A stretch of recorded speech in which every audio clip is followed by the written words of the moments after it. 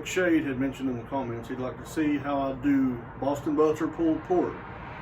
So right now I'm going to show you how I go about this process, what you need to do to make delicious, juicy pulled pork that is perfect every time you have guests. So starting out with this Boston butt roast, it's about 4.5 pounds. So what I'm going to do, I'm going to take it and pour this season all over it really good. When I'm done with that, I'll take my gloves, I'll wrap it, I'll turn around and I'll put it on the smoker. I have the smoker fired up, it's ready to go. So as you can see, the fire's going, it's smoking good. And I've got a few butts on, getting ready for tomorrow. So what I'm going to do, I'm going to come back in a couple hours and check them to make sure that they have reached the proper temperature, the proper color, and that they're ready to wrap. And when I get back, I'll show you the next step in the process. I just got back to my smoker and just opened it up, and you can look at these Boston butts. They have a good reddish, brownish tint to them. They look just absolutely beautiful. And now I'm going to move on to the next step of wrapping them and getting them ready for tomorrow. So now I'm going to show you the next step in wrapping these Boston butts. And a couple things that you're going to need is a long piece of aluminum foil and a long piece of commercial plastic film or plastic wrap. This process is very important to cooking these butts. It's going to determine how they turn out for you. So the next step is to start wrapping, and I'm going to show you how to do that.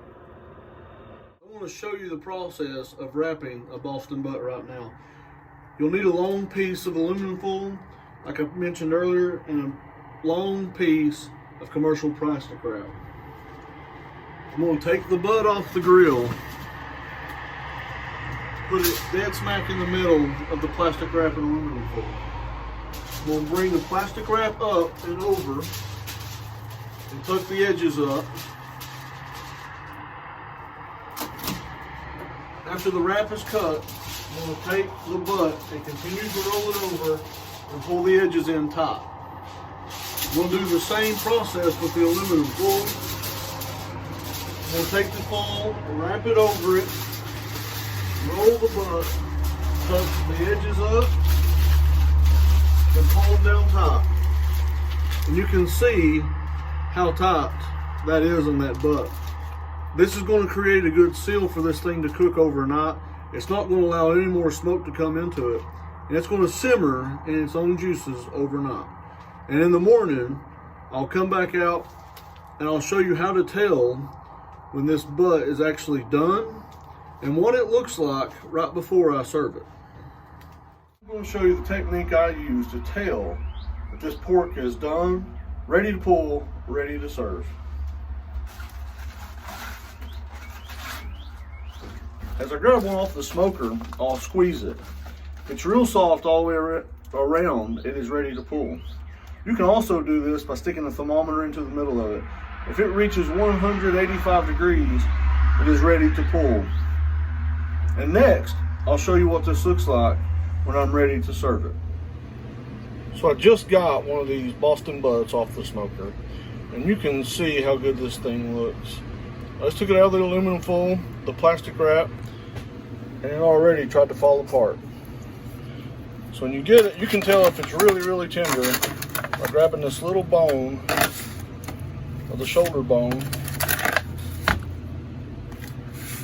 and just pulling it out. And look at this piece right here. See the smoke ring in it right here? Look how tender that is. It's perfect. Now the only step you got left to this pork is to put it on a bun and enjoy it. All right, now we're going to do tips of the trade. Number one, you don't need some fancy reverse flow smoker to make good pulled pork. All you need is fire, wood, and smoke. You can do it on your little Weber grill at the house. It just takes time, it takes practice, so continue to do that. Number two, you don't have to use only hickory wood. You can use apple, pecan, white oak, any of those things that flavor the meat. Try them, experiment with them. Number three, if you're wanting to use the pulled pork and you're wanting to take it somewhere, Make sure to put it in a cooler after you take it off the smoker. It will hold the temperature for at least 4 hours and it will turn out great. Number 4, you don't have to smoke it overnight. After the meat's wrapped, you can put it in your oven at 250 degrees and it'll continue to cook, and put it in there for about 8 hours and it'll turn out perfect. And remember, if there's anything you want to see me do, just add it in the comments. It doesn't have to be barbecue. We can do different kinds of things: sauces, salad dressings, different entrees, different desserts. And there's 3 things that I won't share: the French fry seasoning, the apple bacon baked bean recipe, or the original barbecue sauce. Because remember, a man's got to have his secrets.